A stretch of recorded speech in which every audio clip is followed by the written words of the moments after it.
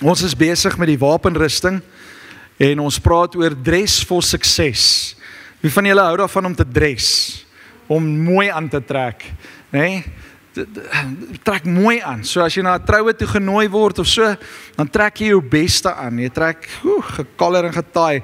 Partykeer kom ek by 'n troue en dan is daai bruidegom so gedres, nee, dat ja, jy kan hom deur 'n ring trek. Die ouens lyk so mooi.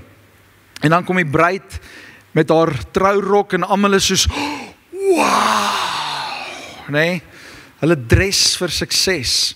Maar die Here gee sy wapenrusting vir my en vir jou, sodat ek en jy sukses kan behaal in die lewe. En ek praat nie van materialistiese sukses nie. Ek praat van sukses in ons geestelike lewe. Ons gaan afskop vanoggend met die tweede laaste gedeelte van ons reeks. Volgende week sluit ons af met die reeks. En volgende week het ons 'n spesiale prediker, so moet dit nie mis nie. Dit gaan amazing wees, dit gaan lekker wees, dit gaan vars wees, dit gaan iets anders wees. So ek wil jou nooi, volgende Sondag gaan ons afsluit met hierdie reeks. Maar in die wapenrusting is die swaard die laaste deel wat ons opneem. Dis die laaste deel wat ons opneem. En die swaard is vir my en vir jou as kind van die Here meer as net nog 'n wapen. Dit is vir my en vir jou ook beskerming. Dit gee vir ons guidance, dit gee vir ons deliverance. Dit gee vir ons soveel vryheid in God se woord, in God se koninkryk, dat wanneer ek en jy die woord van die Here bestudeer, dan besef ons wie God is. En hoe meer ek en jy besef wie God is, hoe meer en meer gaan ons na hom toe groei. Hoe meer en meer ek en jy soos Jesus kan word, hoe beter is dit vir jou, maar ook hoe beter is dit vir hierdie wêreld. Julle gehoor wat ek sê? As ek en jy nader groei aan die Here, dan is dit beter vir jou, maar dit is ook beter vir die wêreld waarin jy beweeg, in die omgewing waar jy is. En daarom is dit so belangrik dat ons swaard moet opneem. Ongelukkig, net soos al die ander dele van die wapenrusting, is daar baie kinders van die Here wat net 1 of 2 elemente van die wapenrusting opneem en ons hardloop daarmee. Wie van julle is lief vir die Bybel? Okay? Dis lekker om die Bybel te lees. Dis lekker om daaruit te leer. Is dit Jesaja of Jeremia, een van daai 2 ouens het gesê dat die woord van God is soos heuning op my tong. Dit is so lekker om dit te eet. En ek en jy moet die woord van God eet. Ons moet dit inneem. Nou die woord van die Here is 'n swaard, en die Bybel praat van hy is 'n 2-snydende swaard. En ons gaan nou daai skrif lees, maar ek en jy het nodig om die woord van die Here op te neem. Ek en jy kan nie deur die lewe gaan sonder om hierdie ou te lees nie. Ons kan nie gaan sonder hierdie woord nie. Die woord van God gee vir my en vir jou lewe. Dit gee vir ons 'n verstaan van wie God is. En as ek en jy 'n bietjie meer kan verstaan van wie God is, dan het ek en jy al klaar meer sukses beleef in die lewe. Amen. So, die van julle wat weet waar dit staan, ons is besig in Efesiërs 6, en ek wil hê met jou Bybel daar oopmaak, Efesiërs 6. Efesiërs 6 vers 17. Ek gaan nie weer die hele gedeelte lees nie, jy is meer as welkom om weer die hele wapenrusting te gaan lees en 'n bietjie te kyk daarna. Maar ek wil vanmôre fokus op hierdie laaste gedeelte, vers 17. As jy die YouVersion Bible app het, is jy meer as welkom om daarso ook te volg. Hy sê, put on salvation as your helmet. Dit het ons verlede week, het ons dit hanteer. As jy dit gemis het verlede week, gaan ons YouTube kanaal toe en gaan kyk die boodskap. Dan gaan hy verder en hy sê, and take the sword of the Spirit, which is the word of God. Take up the sword of the Spirit. Die swaard van die Gees. Dit is die swaard wat ek en jy moet opneem. Alright? So maar kom ons begin by die begin. Kom ons hardloop heel na die begin toe. Die begin is in Johannes 1. Nie nou Genesis 1 nie, ons gaan na Johannes 1 toe. Johannes 1. Kom ons lees daar. Hy sê, in the beginning, the word already existed. The word was with God, and the word was God. He existed in the beginning with God. God created everything through him, and nothing was created except through him. The Word gave life to everything that was created, and his life brought light to everyone. The light shines in the darkness, and the darkness can never extinguish it. As jy in die ander manuskripte gaan lees, dan kan jy daai gedeelte ook vertaal, daai laaste gedeelte, and the darkness can never extinguish it, kan jy ook dit vertaal as, and the darkness cannot understand it. Die duiwel kan nie die woord van God verstaan nie, die wêreld verstaan nie die woord van God nie.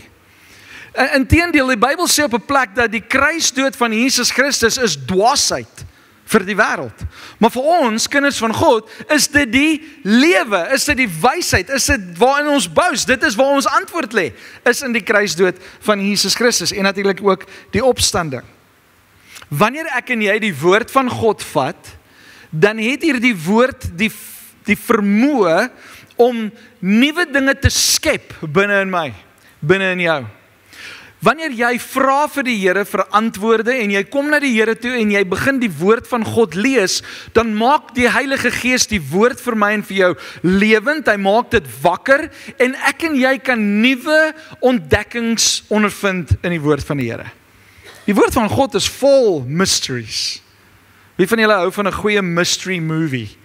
Nee, daai movies wat so, jy weet sommer aan die begin, hierdie is die moordenaar. En dan heel op die einde is daar hierdie twist. Dan is dit soos, dit was my favorite character. What a mystery. En so kom die woord van die Here en hy's vol mysteries. En hoe meer ek en jy tyd in God se woord sit, hoe meer tyd ek en jy saam met die Heilige Gees rondom die woord sit, sê die Here, maak hy die skrif vir ons oop. Hy maak dit vir ons lewend. Waarvan is hierdie boek gemaak? Papier. Papier. Dis papier. Dis swart op wit geprint. Dis net 'n boek. Maar wanneer die Heilige Gees saam met ons rondom hierdie boek sit, dan maak dit die woord van God lewend en kragtig in ons lewens. Die probleem is, baie van ons wil die woord van die Here net lees as 'n storieboek. Baie van ons wil ons gemoed sis deur te sê, ek het vandag Bybel gelees. Maar het jy gehoor wat sê die Heilige Gees vir jou in daai woord? Het jy gehoor wat sê die Heilige Gees vir jou vir die volgende fase van jou lewe deur hierdie woord? Wie van julle het al gehoor hoe die vyand hierdie Bybel verdraai? Ek meen, ons hoor dit konstant, hoe mense die Bybel gebruik, en ek meen 90% van alle sektes is gebou op 'n skrif wat verdraai is, wat buite konteks geneem is. Nou ek en jy moet verstaan dat hierdie boek is geskryf in die Hebreëse, Joodse konteks. En ons moet dit deurtrek na ons lewe vandag. Ek en jy kan nie noodwendig altyd verstaan die illustrasies en die dinge wat gebruik word binne in hierdie boek as ons nie so 'n bietjie gaan navorsing doen oor die Joodse kultuur nie. Maar wat so amazing is dat ek en jy in die westerse leefstyl kan hierdie boek nog steeds lees en redding beleef, want die Heilige Gees maak hierdie boek vir my en vir jou oop en ons ontdek Jesus. Want jy sien, as jy enigiets anders binne in hierdie boek ontdek as Jesus, dan is jy besig om die Bybel verkeerd te lees. Jesus is die een wie ek en jy moet ontdek in hierdie boek. Jesus is die een wat geopenbaar word uit hierdie boek uit. Die Heilige Gees sal altyd getuig van Jesus. En wanneer ek en jy Jesus ken, dan sê Jesus, omdat julle my ken, sal julle die Vader ken. Jesus getuig altyd weer van die Vader. So ek en jy kan nie, sê vir die een langs jou, ek kan nie hierdie boek lees sonder die Heilige Gees nie. Jy moet die Bybel lees saam met die Heilige Gees. Dit is belangrik. Jesus is die woord. Kom ons trek dit deur na ons wapenrusting toe. Jesus is die swaard. Come on. Jesus is ons swaard. Jesus is die een wat saam met my en jou beweeg. Hoe doen hy dit? Hy doen dit deur die inwoning van die Heilige Gees in ons lewens. Luister wat sê Hebreërs 4 vers 12. For the word of God is alive and powerful. Jesus is lewendig en hy is kragtig. It is sharper than the sharpest two-edged sword, cutting between soul and spirit, between joint and marrow. Hierdie een is die een wat niemand van ons like nie. It exposes our inner thoughts and desires. Eina. Here, ek wil nie hierdie lees nie, want dit praat nou nie met my en dit krap hier binne my. Hou op, skinder. Maar Here, dit is so lekker. Ek kry soveel genot uit. Hou op, leuns vertel. Maar dit is so moeilik. Ek wil graag so inwees by my groep, met my vriende, dat ek moet tog so nou en dan net so 'n bietjie lieg, net dat ek beter kan lyk. Jy moet die Here jou God lief hê met jou hele hart en verstand, met jou hele wese. Maar Here, dit is so moeilik, want jene, so lekker om die ander dinge van die lewe lief te hê. Julle hoor wat ek sê? It exposes our innermost thoughts and desires. Wie van julle het gesing? Heal my heart, make me clean. Wie van julle het gesing? Het dit fisies oor jou lippe gekom? Jy weet dit natuurlik is 'n gebed wat ons gesing het. Ek meen, hoekom anders het ons gesing? Dit is so mooi wysie. Heal my heart for you. Nee, dit klink so mooi. En ek meen die sangers hiervoor het almal verskillende stemme gehad. Die een was daar bo en die ander was hieronder en die ander was hier en dit was so nagtegaal en dit was so mooi en die dromme het en die moment was so groot en maar ek sit graai liedjie weer op laat ek net reg sing. En jy weet en nou kom ons daar en ons sing Heal my heart and make it clean.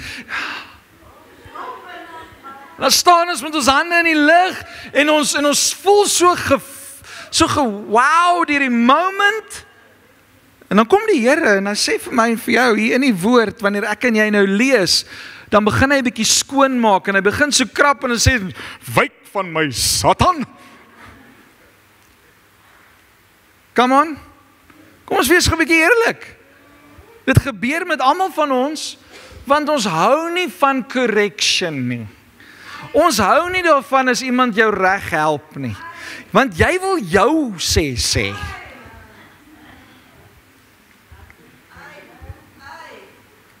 Ai.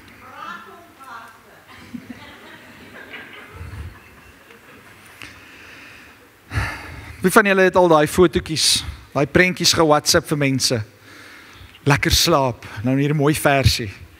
Nee? Of goeiemôre, hierdie mooi versie. En dit klink so lekker en dit klink so nice. Maar bedoel jy regtig wat jy gestuur het? Mag die Here jou seën. Maar dan draai ons rug en ons kus. Nou net die een vir wie ons die een gestuur het, wat sê seën jou. Hoeveel van ons is besig met die teenoorgestelde van dit wat die Here vir my en vir jou wys? Ons sing hy een liedjie, make room. En dan sing ons daar so, break down the walls of my traditions. Shake up the ground of all my religions.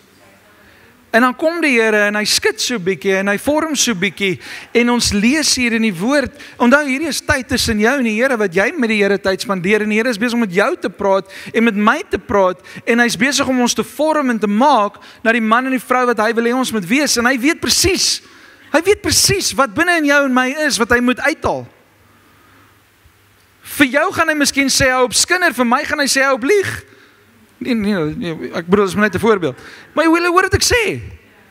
Die Here gaan vir jou sê hou op drink en vir die ander ene gaan hy sê hou op suip. Vir die een gaan hy dit sê en vir die ander een gaan hy dat sê, want hy weet presies wat binne in jou is, wat verander moet word. Vir die een gaan hy heeltyd sê ek is lief vir jou, ek is lief vir jou, ek is lief vir jou, want jy het nodig om te hoor dat die Here het jou lief. Vir die ander ene gaan hy sê, lê jou sonde neer, want jy het nodig om jou sonde neer te lê. Jy sien, die wapenrusting van God is daar vir my en vir jou, sodat ons kan staande bly, want die vyand val ons almal aan. Gee gou my foon aan asseblief, liefie. Dankie. Ek wil hierdie versie vir julle lees. Dit net vanoggend vir my so verse of the day. The temptations, 1 Korintiërs 10:13. The temptations in your life are no different from what others experience. And God is faithful. He will not allow the temptation to be more than you can stand. When you are tempted, He will show you a way out so that you can endure. Is God se woord waar? Nou is my vraag, hoekom val ons vir die versoekings van die lewe elke dag? Hoekom maak ons 'n keuse om te val vir die versoekings wat oor ons pad kom? Jy weet wat jou probleem is. Jy weet waar die vyand jou versoek. Kom ons wees gou 'n bietjie reguit. Jy weet die vyand versoek jou deur geld, dan wees versigtig vir geld. Moenie mammon jou God maak nie, maak God jou God. Jy weet die vyand versoek jou met leuns, so weerstaan dit om te lieg. Kry jou identiteit reg in God, sodat jy kan ophou lieg. Jy weet jy like dit om te skinder, so moenie jouself meng met ander mense wat skinder nie. Jy weet jy sukkel met porn, so moenie alleen in die aande 2 uur in die oggend voor die rekenaar sit nie. Come on. Die woord van die Here sê vir my en vir jou, He will not allow the temptation to be more than you can stand. Die rede hoekom baie van ons val vir die versoekings in ons lewe, en ek weet nou regtig nie hoekom ek hierdie rigting gaan nie, maar hoekom ons val vir versoekings is omdat ons leeg is. Ons het nie die woord van God in ons lewe nie. Because if you have the sword of God, you will be able to withstand every temptation. Hoe het Jesus versoekings weerstaan? Hy het die vyand gevat na die woord toe. En natuurlik het die duiwel het die Bybel verdraai. Ja, maar Jesus, die woord sê ook. En daarom moet ek en jy gegrond wees in die woord van die Here. Ons moet weet wat staan in die Bybel.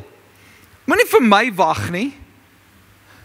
Moenie vir my wag om vir jou te sê wat sê die Bybel nie. Lees die Bybel en as jy vra het, vra my. Kom ons praat met mekaar. Kom ons help mekaar. Kom ons ondersteun mekaar. As jou lewe nie verander word deur die woord van God nie, is dit tyd om die Heilige Gees te vra om die skrif vir jou oop te maak. Come on, dis tyd om die woord van die Here te begin vat. Hoeveel van julle het al gesê, ek weet nie wat om te bid nie. Ek weet nie hoe om te bid nie. Ek het vir 'n eenvoudige oplossing. Begin die woord van die Here lees. Hier is so baie gebede hier binne, dat ek en jy kan vir ewig aanhou bid. En dis hoekom die Bybel kan sê, bid sonder ophou. Want as ons vol is van die woord, dan weet ons waarvoor om te bid. Amen? Kom en maak gou jou Bybel oop in Jakobus 1. Jakobus 1. Jakobus 1 vers 21.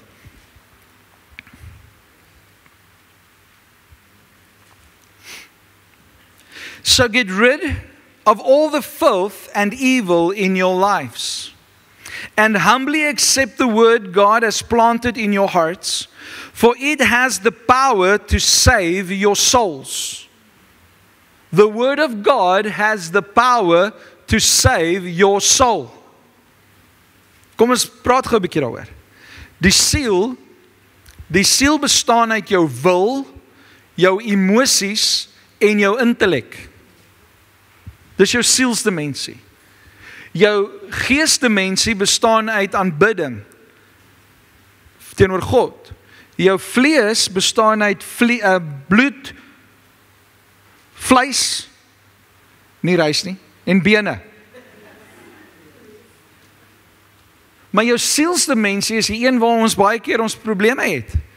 Die dag wanneer jy tot bekering kom, is jou geesmens dadelik tot bekering. Ek meen, jy's dadelik, jy's kind van God, jou geesmens is tot wedergeboorte. Jy's weergebore, you are reborn. Jou sielsdimensie is in die proses om gered te word. Dit is wat ons praat van heiligmaking. Jy's besig in die proses, want jy's besig om te groei na maturity, soos Efesiërs 4 ons leer. Jou vleesmens gaan eers werklik nuut word die dag wanneer ons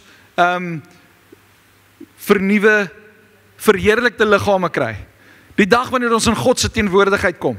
Die dag wat jy sterf en die dag wat jy weer gaan opstaan, kry jy 'n verheerlikte liggaam. Jesus het 'n verheerlikte liggaam. En daarom kan Jesus beweeg net soos wat hy wil. Hy kan fisies in 'n geestelike realm wees, want hy is verheerlikte liggaam. Dis soos wat ons geskape was in die begin. Maar dis 'n proses waardeur ek en jy kom. So nou sê die woord van die Here, so get rid of all the filth and evil in your lives and humbly, want baie keer moet ons dinge neerlê, ons moet die pride neerlê, want ja, die Bybel gaan nou nie vir my sê ek moet ophou skinder nie, nee. Humbly lay down and humbly accept. Wat moet ons aanvaar? The word of God has planted in our hearts, for it has the power to save your soul. It has the power to save your soul. Wat sê ons? Dit sê dat ons wil in ons lewe kan gered word. Ons gaan nie meer wil doen wat ons wil doen nie. Ons wil gaan in lyn kom met wat God se wil is. En dis waar ons wil wees. Ek en jy wil nie ons eie wil volg nie. Ons wil moet in lyn kom met God se wil. Wat is God se wil vir my in jou lewe? Dat ons moet gehoorsaam wees. Ouers, draai na jou kinders toe en sê, hoor jy nou daar? Ons moet gehoorsaam wees. Kinders, draai na jou ouers toe en sê, papa, mama, hoor jy nou? Jy moet ook gehoorsaam wees. Hey? Ons moet gehoorsaam wees aan God se woord. Hoekom? Want dit gaan ons wil in lyn kry met God se wil.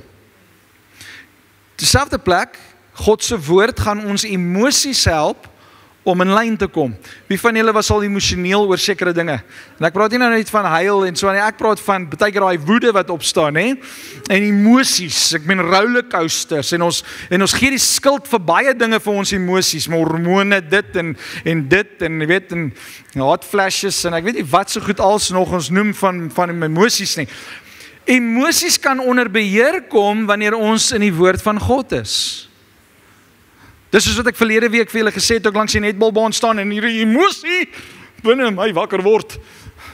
En Leanne vir my sê, ons moet nou rustig word, ons moet hierdie ding nou aan oorlog maak op 'n ander manier. Okay? Wat doen dit? Wanneer ek vol is van die woord van die Here, dan gaan my emosies meer in lyn kom. Dit beteken nie ons gaan nie emosionele mense wees nie. Jy mag huil, jy mag lag, jy mag kwaad word. In dit alles moet ons net nie sondig nie. Of 'n plek oopmaak vir die vyand in jou lewe nie. Want hoekom? Wat doen ons? Ons gaan so baie kere en ons raak so emosioneel dat ons oorgaan na sonde toe. En dis juis wat die woord van die Here vir my en vir jou help mee, is dit bring ons terug om in lyn met God se woord te wees. En dan die derde deel van ons sielsdimensie is ons intellek. Dit wat jy weet, jou kennis, die kennis wat jy het, die informasie wat jy inneem in jou lewe. Wat se informasie neem ons op in die lewe? Watse tydskrifte lees jy meer as jou Bybel? Laat daai ene gou 'n bietjie insink. Van julle spandeer meer tyd in die koerant as in die woord van die Here. En koerant is deesdae op hierdie ouetjie ook. En wat hierdie koerant gevaarlik maak is, hy het 'n ding wat hulle noem notifications. So dan pop daar 'n dingetjie op met hierdie nice opskrif en jy is intrigued. En dan voor jy jou oë uitvee, het jy meer koerant gelees as wat jy tyd saam met enigiemand anders spandeer. Come on, ek sê nie dis fout om koerant te lees nie, lees hom. Maar hoe spandeer ons tyd in die woord van die Here? Wat is eerste opsie in jou lewe? Kom ons gaan aan, vers 22. But don't just listen to God's word. You must do what it says. Otherwise you are only fooling yourselves. Is daai nie waar nie? Wat help dat jy lees die Bybel? In die begin was die woord, en die woord was God, en die God was die woord, nee?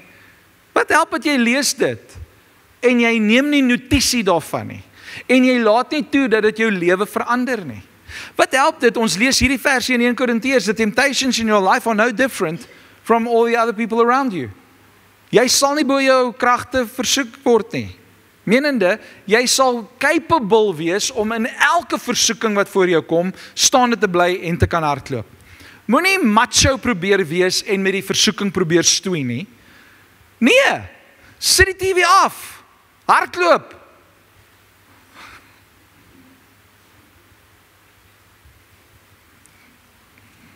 Die wat 'n oor het om te hoor, laat hom hoor. You must do what it says, otherwise you are only fooling yourselves. Jy kan nie die swaard hê en sê ek het die swaard, ek het 'n swaard en dan in die oorlog kom en lê jou swaard by die huis nie. Jou swaard moet aan jou sy wees. Jou swaard, die woord van God, moet in jou hart wees. Dit moet deel wees van jou lewe. Vers 23, for if you listen to the word and don't obey, it is like glancing at your face in a mirror. You see yourself, walk away and forget what you look like. Wie van julle se hare was vanoggend gekam? My en Yuri se hare was gekam toe ons opgestaan het. Okay? Maar as ons voor die spieël gaan staan en ons kyk in die spieël en ons kyk ons hare, dan weet ons, as ons wegstap, dan sien ons onsself met hierdie kuive. Nee? Ek meen as Jolyn in die huis inkom, ek weet jy doen want ek doen dit by die huis. Jy weet as die een inkom dan gooi ek my kuif en sê soos hallo liefie. Nee, ons vergeet dat ons het 'n peisie. Totdat iemand vir jou sê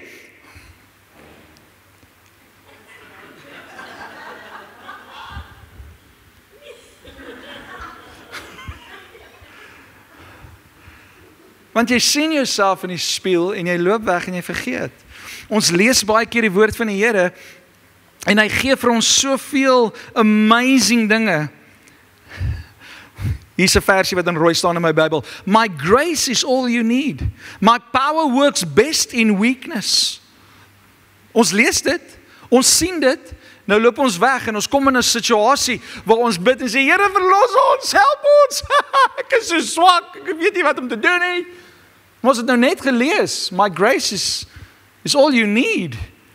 I work best in your weaknesses. Soos, dankie Here, ek voel so swak. Ek dankie Here dat U dan opstaan en dat U kragtig deurkom.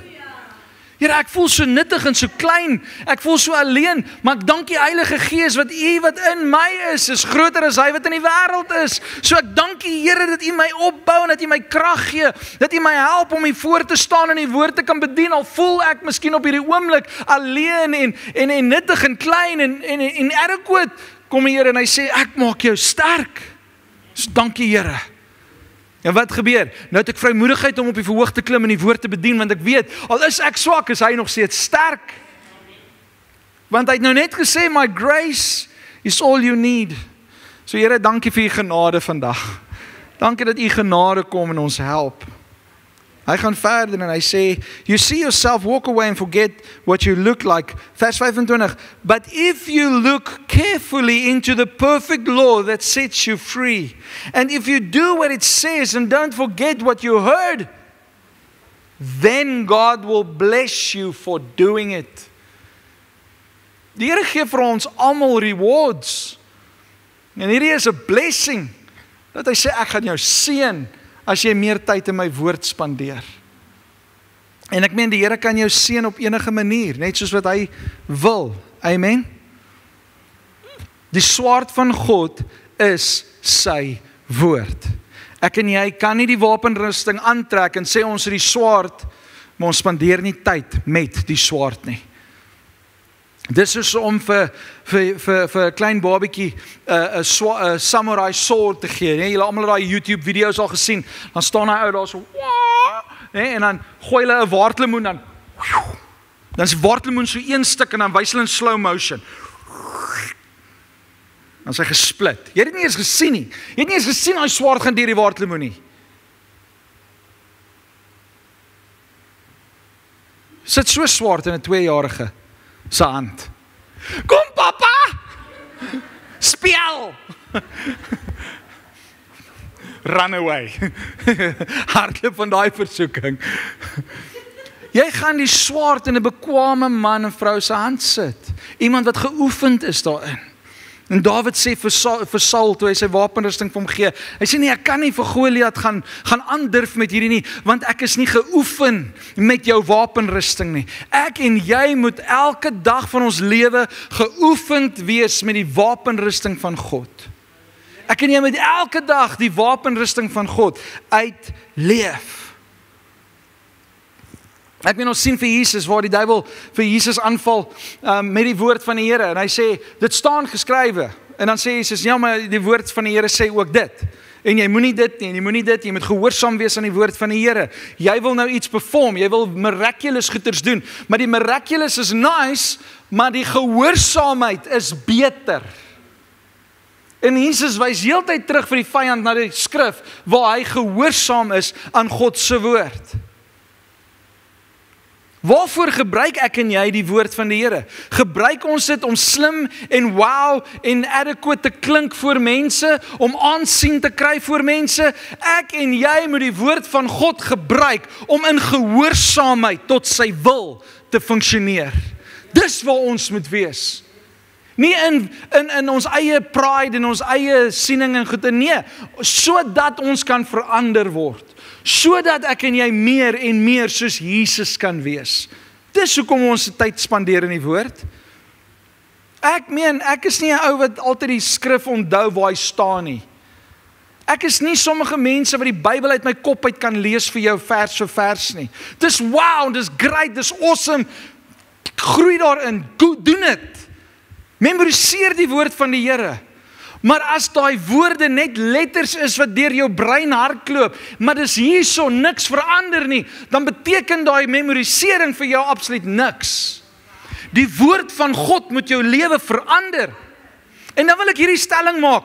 Jou opinie, as jou opinie nie ooreenstem met God se woord nie, dan is jy verkeerd.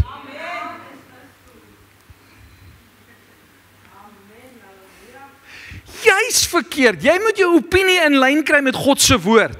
Ja, maar pastoor, jy moet hom verstaan. Die Bybel is 2000 plus jaar, 5000 jaar plus, wat ook al, is hy geskrywe. En daar's verskillende ouens wat geskryf het in die Bybel, en wie sê nou eintlik dat die Bybel nou eintlik waar is? Ek meen, 'n klomp gryskop oomies wat die Bybel geskryf het in die woestyn. Hulle het nie eens 'n pen gehad nie. Hulle het met ink en 'n veer en 'n wat ook al geskryf, en wie weet, miskien was dit net 'n spelfout. Want jy weet, as jy daai Hebreëus gaan lees, dit lyk so verskriklik.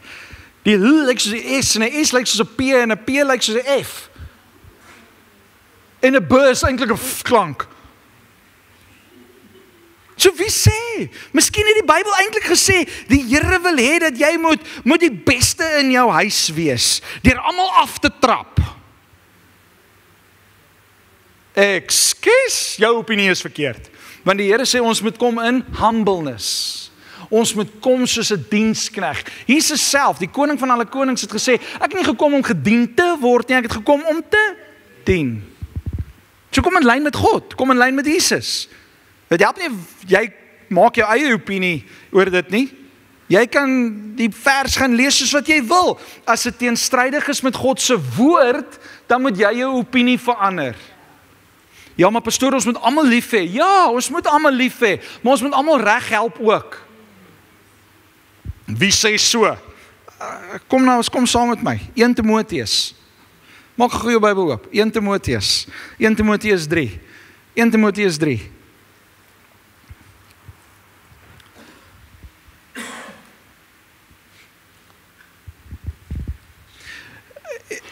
Jesus bevind homself in die woestyn nadat hy gevas het en die vyand val hom aan in die woestyn terwyl hulle blaai. Kan hulle maar net luister. Baie van ons sit op die oomblik in 'n woestyn. Ons sit in 'n area waar ons nie weet wat se kant toe nie. Ons voel half 'n bietjie droog. Dis tyd om tyd te spandeer in die woord van die Here, sodat jy jou lewe kan volmaak. Net nadat Jesus gereageer het met die woord, het die Heilige Gees hom weer uit die woestyn uitgelei en kon hy sy bediening ingaan. Deurbraak vir baie van ons wag, sodat jy gevul kan word met die woord. Want jou deurbraak gaan nie 'n sukses wees as jy nie gevul is met die woord nie. Jou deurbraak gaan nie 'n sukses wees as jy nie oopmaak vir dit wat die Heilige Gees met jou lewe wil doen nie. As jy nog nie gegroei het in jou karakter nie, as jy nog nie ontwikkel het in dit wat die Here vir jou instoor het nie. Soms moet ons eers deur die woestyn gaan sodat die Here ons kan ekoop en sodat ons standvastigheid in sy woord kan hê voordat ons kan deurgaan na die wonderwerk toe. Dis maar net ietsie wat jy aan kan dink. So, jou opinie en my opinie moet in lyn kom met God se woord. Want dit is God se woord. En is ook nie 'n opinie nie. Want 'n opinie kan verander. God se woord verander nooit. Amen? So 1 Timoteus 3 vers 14 sê, "But you must remain faithful to the things you have been taught. You know they are true, for you know you can trust those who taught you. You have been taught the Holy Scriptures from childhood, and they have given you the wisdom to receive the salvation that comes by trusting in Christ Jesus." Luister mooi, vers 16. All Scripture, sê vir een langs jou, alle skrif.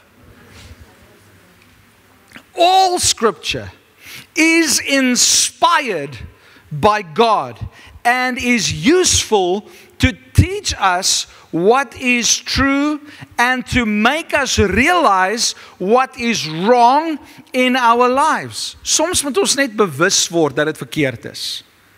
Soms moet ons net bewus word. 1 Timoteus 3 vers 16 sê, "All Scripture is inspired by God and is useful to teach us what is true." Onthou, weer eens, waarheid, God se woord is waarheid. And to make us realize what is wrong in our lives. Luister mooi. It corrects us when we are wrong and teaches us to do what is right. 2 Timoteus, skus. Yes. Ja, ek is so bly. Wel, ek het net gekyk of julle wakker is. 2 Timoteus. Julle is wakker hoor, julle is wakker. Well done. 2 Timoteus 3. Moet ek dit nou oorlees? Okay. Alright. Sien, dit is hoekom die Bybel so waar is. Hy help ons reg. Nee? 2 Timoteus. Okay. 2 Timoteus 3 vers 14 sê, "But you must remain faithful to the things you have been taught. You know they are true, for you know you can trust those who taught you. You have been taught the Holy Scriptures." Wat se skrifte? Holy. Hoekom? Want dit is set apart. Dit is God se woord. Dit is wat God ingestel het. Okay? From childhood. And they have given you the wisdom to receive the salvation that comes by trusting in Christ Jesus. All Scripture is inspired by God. Okay, gou net daar stop. Daar's 'n verskil tussen motivering en inspirering. Inspirasie. Okay? Motivering is ek trek jou of ek stoot jou.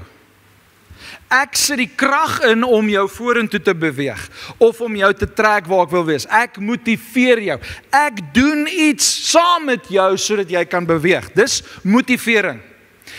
Inspirering of inspiration is wanneer ek iets met jou deel en dit iets in die binnekant verander en jy beweeg uit jou eie vrye wil. Dis inspirasie. Dis iets wat binne jou gebeur en dit bring krag na buite. Dit dryf jou na buite. Dit bring jou tot beweging. Okay? So luister mooi wat sê hy hierso. Hy sê all scripture is inspired. So God het iets kom wakker maak in die binnekant van mens om die woord te kan skryf. En die Heilige Gees het sy stempel van approval opgesit. So die Heilige Gees maak dit, dis iets wat jou binne kan bring tot beweging. Anders as die woord nou gesê het, all scripture is motivated by God, dan moes God nog elke dag, werk insit om my en jou te trek. Werk insit om my en jou te trek. God het klaar die werk gedoen. Ons is nou ge-inspire om vanuit hierdie dankbare hart te kan beweeg. Die woord van die Here leer ons, dit verander ons in die binnekant en dit bring my na beweging toe. Dit bring my na verandering toe. Dit bring my na 'n plek waar ek sê, ek wil nie meer die ou Rudy wees nie, ek wil 'n nuwe Rudy wees. Ek gaan wees wat God sê ek moet wees. As God gesê het, ek moet die kop wees en nie die stert nie, dan gaan ek my mindset begin regkry, ek gaan my lewe begin regkry, sodat ek kan begin beweeg as 'n man wat die kop is en nie die stert is nie. Amen? En God sê dit vandag vir almal van ons, jy is die kop en nie die stert nie. So hou op met die minderwaardige houding. Ons is koningskinders. Omdat die woord van die Here vir my en vir jou sê, ons moet humble wees, beteken dit nie, ons moet sag wees. Humbleness het niks te doen met minste wees, die sagste wees. Ek weet nie om dit uit te druk regtig nie. Humbleness beteken ek en jy is humble. Ons lê ons wil neer teenoor God se woord. But we are powerful. Hoekom? Want die Heilige Gees, the same Spirit that rose Jesus from the dead, dwells within us. So, omdat die Heilige Gees in ons woon, is ons warriors, but humble. Want ons doen nie ons eie wil, of ons eie keuses, of ons eie motivering nie. Ons word geïnspireer deur God se woord. All scripture is inspired by God and is useful to teach us what is true and to make us realize what is wrong in our lives. En dit is waar ons mekaar nodig het. Want die Heilige Gees openbaar sekere dinge aan jou wat my weer kan help. Maar dit sal altyd terugwys na Jesus toe. Dit sal altyd terugwys na die woord van God toe. It corrects us when we are wrong and teaches us to do what is right. God uses it to prepare and equip His people to do every good work. Wil jy goeie werke vir die Here doen? Spandeer tyd in sy woord. Dan gaan jy beter werke doen. Dan gaan jy doen wat God wil hê jy moet doen.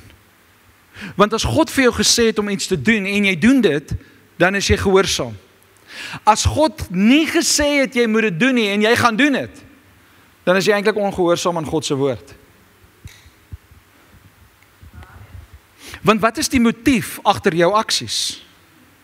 As jou motief agter jou aksies nie is om Jesus te verheerlik nie, dan wil ek amper dit vir jou so stel, moenie dit doen nie. Jou aksies moet altyd God verheerlik. Jou aksies moet altyd wys na Jesus.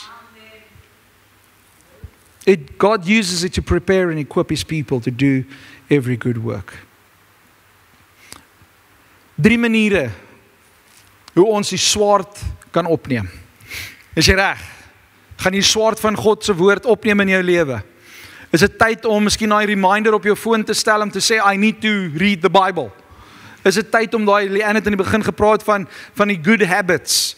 Is dit tyd om daai goeie gewoontes in jou lewe op te bou en 'n deel te maak van jou lewe? Okay? 3 maniere hoe ons die swaard kan opneem. Ek sien daar's 'n spelfout in die YouVersion.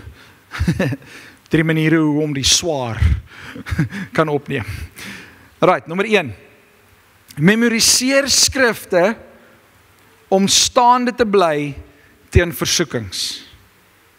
Okay? Elkeen van ons weet waar die vyand jou versoek. Ek kan vandag met eerlikheid vir jou sê, die vyand versoek my nie met drank nie. Die vyand gaan my verseker nie versoek met 'n sigaret nie. Maar daar's ander goed in my lewe waar die vyand my mee versoek. Okay? En so het ons almal versoekings in ons lewe wat dieselfde is.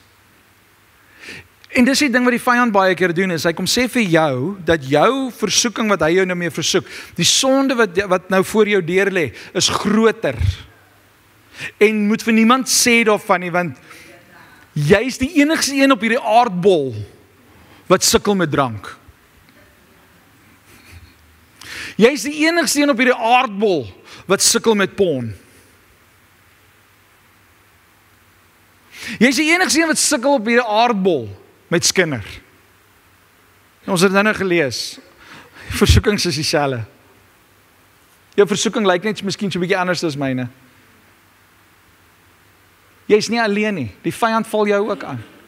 Net soos wat hy Jesus aangeval het met versoekings, kom hy voor my en voor jou, en hy kom versoek ons.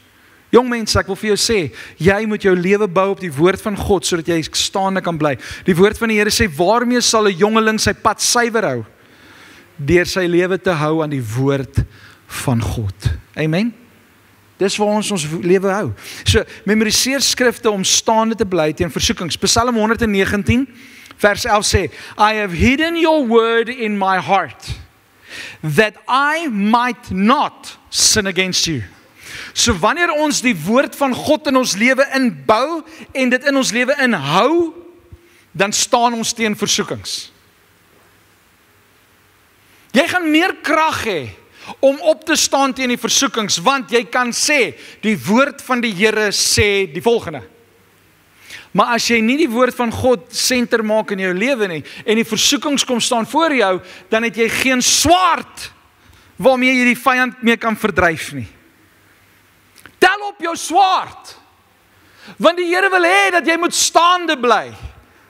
Wanneer die vyand voor jou kom staan met versoekings en hy lure jou in, ek wil amper sê, hy smokkel jou in, hy trek jou in met 'n klomp mooi stories, en dan klink dit so mooi en so reg. Hierdie een was lelik met jou, so jy mag maar dit doen. Wat se Bybel lees jy? Nee, jy moet jou vyande lief hê. Jy moet vir hulle bid. Draai die ander wang. Ek wil nie, dis seer. Jy sê 'n ander perspektief van draai jou wang. Jy weet as jou wang geklap word, dan is dit warm. Moenie optree in jou warm gemoed nie. Draai die koue wang. Raak kalm en reageer uit jou kalmte, as wat jy reageer uit jou woede. Net so 'n bietjie ander perspektief van die wang. Okay? So, I have hidden your word in my heart, that I might not sin against you. Tweede ene, praat God se woord oor jou probleme en omstandighede. Praat God se woord. Speak the name of Jesus. Is net so goed om te sê, speak the word of God. Want die woord van God is Jesus.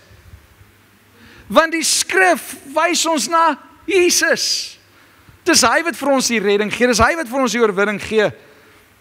So ek kan die woord van die Here vat en ek kan dit lees en sê, ek spreek die volgende oor my lewe.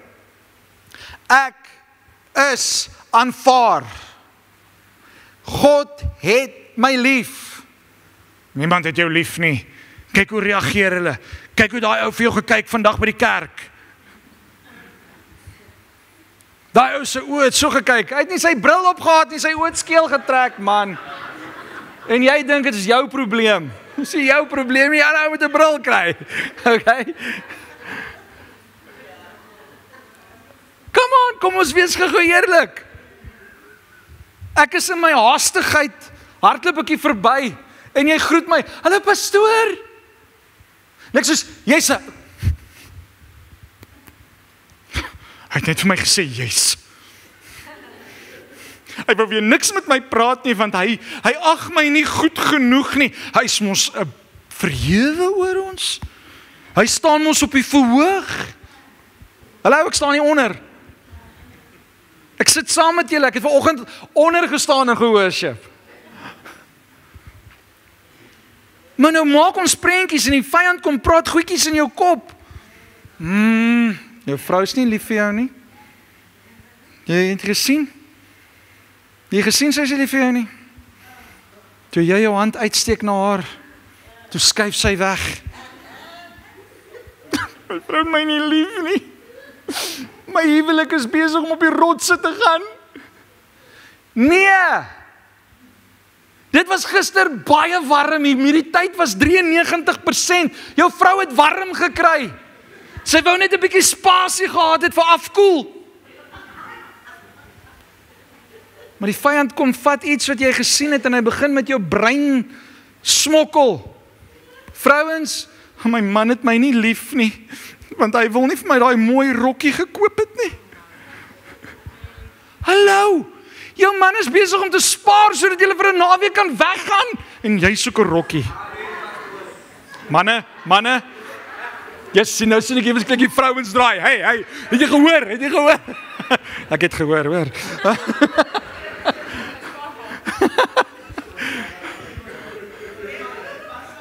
Nee? Yes, ek het nou die manne in moeilikheid gesit, hoor. Maar julle hoor wat ek sê. Ons sien goed en ons redeneer met onsself oor sekere goeders en dan dink ons verkeerd. Dis juist daai tyd waar die woord van die Here sê, neem elke gedagte gevangene. Tot wat? Tot gehoorsaamheid aan God se woord.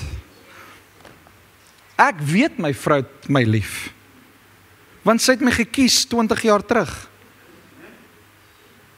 And if anything else changes, she'll let me know.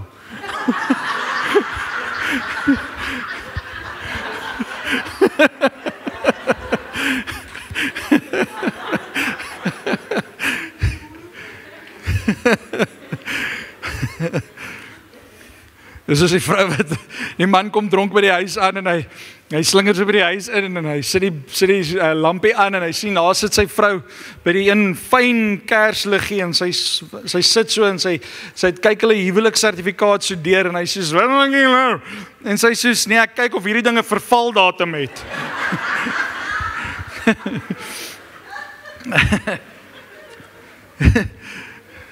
Hulle vra vir Billy Graham se vrou, het jy al ooit gedink aan skei? Sy sê, nooit in my lewe het ek gedink aan skei nie. Moord, baie.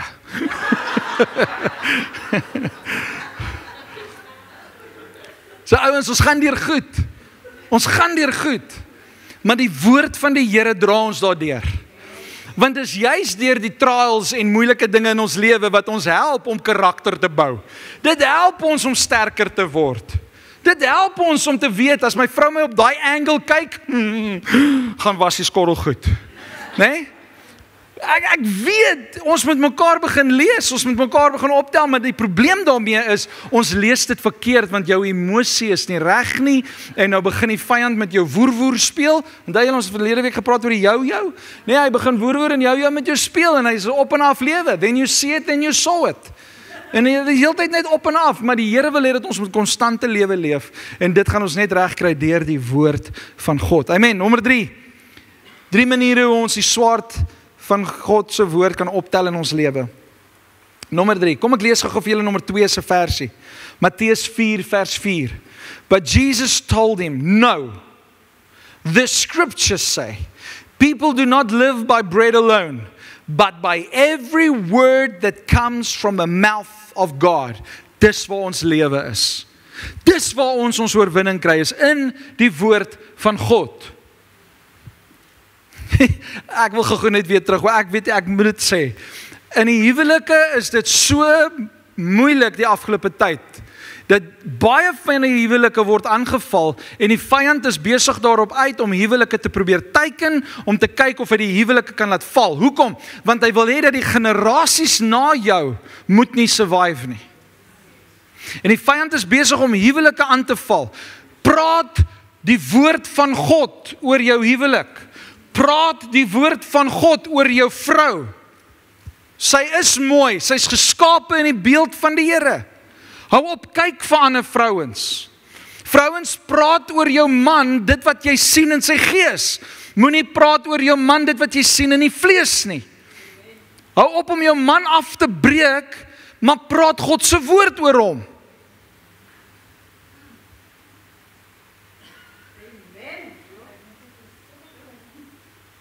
Come on. Praat God se woord oor jou kinders. Ag, my kind is alweer 'n tiener, weet. Dit is mos 'n ander spesie. Hulle was mens, toe word hulle spesie en hopelik word hulle weer mens eendag. Tieners. Nee, spreek lewe oor jou tiener. Praat God se woord oor jou tiener. Praat God se woord oor jou kleuter en jou Peter.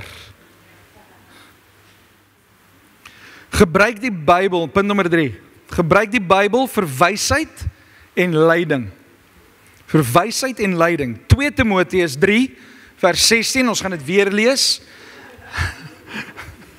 Hy sê, all scripture is inspired by God and is useful to teach us what is true and to make us realize what is wrong in our lives. It corrects us when we are wrong and teaches us to do what is right. God uses it, the word of God, to prepare and equip his people to do every good work. Wil jy weet hoe om in jou besigheid 'n sukses te maak? Spandeer tyd in die woord. Wil jy weet hoe om jou kinders reg groot te maak? Spandeer tyd in die woord. Wil jy weet om 'n goeie man vir jou vrou te wees? Spandeer tyd in die woord. Wil jy weet om 'n goeie vrou vir jou man te wees? Spandeer tyd in die woord. Wil jy weet hoe om 'n goeie pa of ma te wees? Spandeer tyd in die woord. Wil jy weet hoe om 'n goeie werker by jou werk te wees? Spandeer tyd in die woord.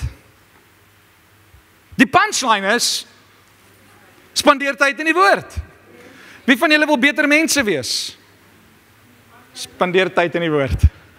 Spandeer tyd in die woord. Amen?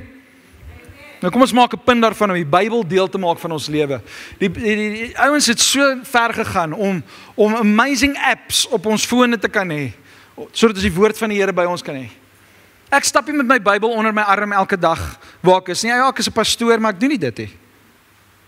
Want almal dink ons pastoor moet met sy Bybel onder sy arm loop. Nee, ek het die Bybel op my foon ook. So wanneer ek in daai lang ry staan by Home Affairs, binnelandse sake, wanneer ek huwelike moet gaan registreer, dit is vir my awesome tyd. Ek het 'n saak met 'n ry. So ek weet ek gaan binnelandse sake toe, so ek weet dit kan my 2, 3, 4 ure vat. So hey, tyd saam met die Here. En ek lees woord. En ek lees woord. Baie van ons het so gewoond geraak om te scroll op Facebook om jou volgende woord van God te kry. Want daar's baie mense, baie van ons ingesluit, wat beautiful goed post op hulle Facebook. Ouens, dis mooi, dis great, dit inspireer, dit motiveer, maar dit is nie altyd die woord van God nie. Wanneer ek en jy tyd voor God se woord spandeer, dan is daar iets anders wat wakker word in ons. Want dan is dit tyd wat ons saam met God spandeer. Al die distractions uit jou lewe uit en spandeer tyd met God. Dis hoekom hierdie papier Bybel nog steeds die beste Bybel is. Want hier's nie notifications wat oppop wanneer ek 2 Korintiërs 12 vers 8 lees nie. My grace is all you need. Ping! Wat sê julle aan? Onthou om melk en brood te koop. Ja, ek het vergeet om melk en brood te koop. Ek moet nou dit doen. Voor ek myself kry, is ek al by Woensdag se to-do list. Maar ek is nou eers by Maandagoggend. Haal die distractions uit jou lewe uit. Sit jou foon op silent. Spandeer tyd met God en sy woord. Amen. Kom ons staan.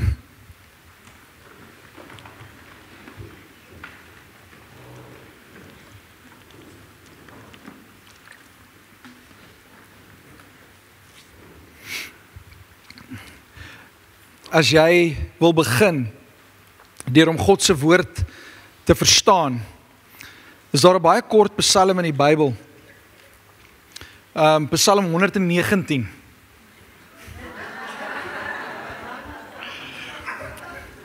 Is kort man, is net so 100 en something verse. Is net 176 verse. As jy elke dag 'n verse lees, is dit klaar deur die helfte van die jaar. Nee, awesome. Maar as jy meer wil weet rondom God se woord en hoe kosbaar God se woord is, gaan lees Psalm 119. Dis amazing, it's beautiful. Luister hierdie een skrif. Ek gaan nog gou. Hier is 3 skrifte. 119 vers 9. Tieners, luister. How can a young person stay pure? How can a young person stay pure? How can a young person stay pure? By obeying the word of God.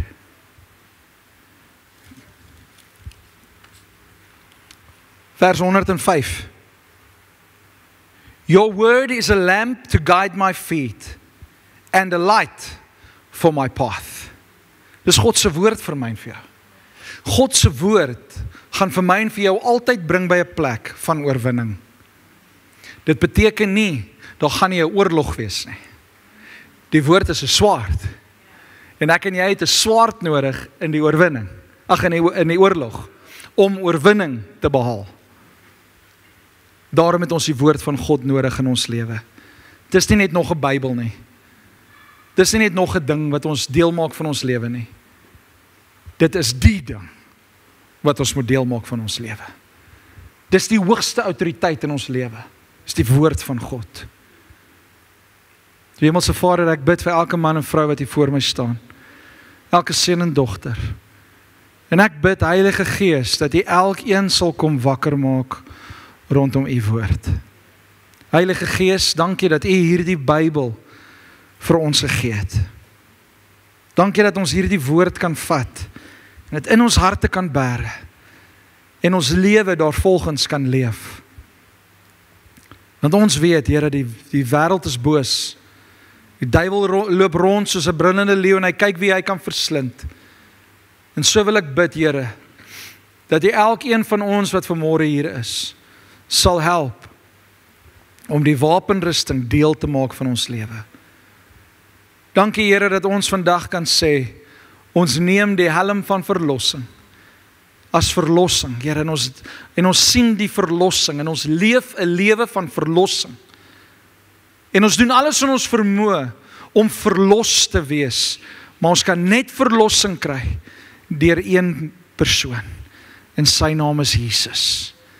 Daarom dank ek U, Here Jesus, dat ons lewe kan surrender voor U, en U naam kan verheerlik, en kan aanvaar dat U ons lewe kom skoonmaak, dat U ons lewe kom vrymaak van ons verlede.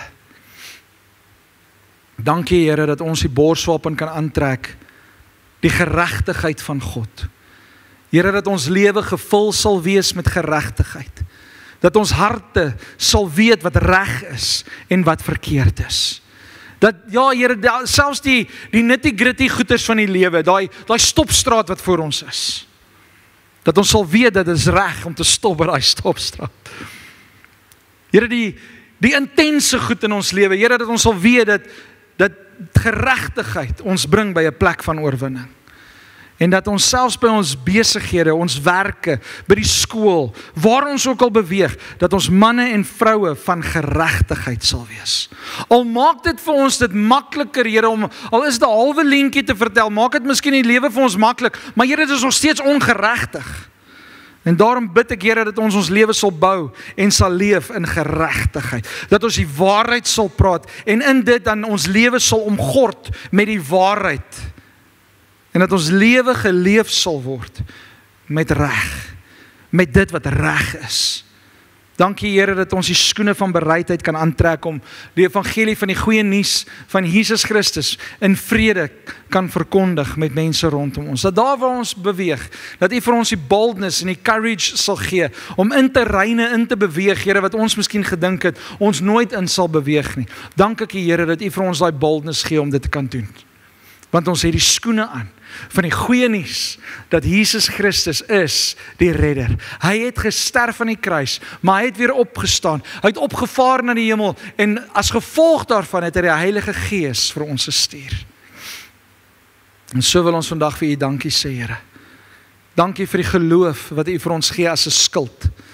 Dat soos wat die vuurige pyle na ons toe afgestuur word deur die vyand, Here, dat ons in geloof kan staan en met boldness vorentoe kan beweeg, want Here, U woord, U swaard is aan ons sy, en dat ons kan geloof hê, dat wanneer U iets gesê het, is dit ja, en ons kan saam met dit sê, amen. En ons kan vorentoe beweeg. Ek bid, Here, dat elkeen van ons, maak nie saak hoe jonk ons is nie, maak nie saak hoe oud ons is nie, maak nie saak hoe lank ons al 'n verhouding met U het nie. Here, dat U woord nog steeds elke dag 'n verskil in ons lewe sal maak, dat dit nie net letters sal wees nie, dat dit nie net nog versies sal wees nie, maar dat dit nie net nog memorisering sal wees nie, maar dat dit life-changing sal wees. En Here, dat ons in hierdie woord sal kan kyk soos 'n spieël, en kan sien, Here, dinge in ons lewe wat nie reg is nie, dat ons dit sal regmaak. Ek bid dit in die naam van Jesus Christus. En dankie Here, dat ons kan bid. Dankie dat gebed deel kan wees van ons lewe. En dat wanneer ons volgende week gaan kyk na dit, dank ek U Here dat ons hierdie volle sirkel kan beleef, van 'n man en 'n vrou, wat reg staan, om in hierdie oorlog in te beweeg, meer as oorwinnaars. Ek bid Here dat soos wat ons hierdie week sal instap, dat ons werklik manne en vroue sal wees van lig. Manne en vroue sal wees wat die lewe van Jesus met mense sal deel. En ons sê vir U dankie daarvoor. May the Lord bless you and protect you. May the Lord smile on you and be gracious to you. May the Lord show you His favor and give you His peace. Dankie Here vir U seëninge oor ons lewe, dat ons hierdie week kan ingaan, meer as oorwinnaars, geklee met God se wapenrusting. In Jesus naam bid ek dit. Amen.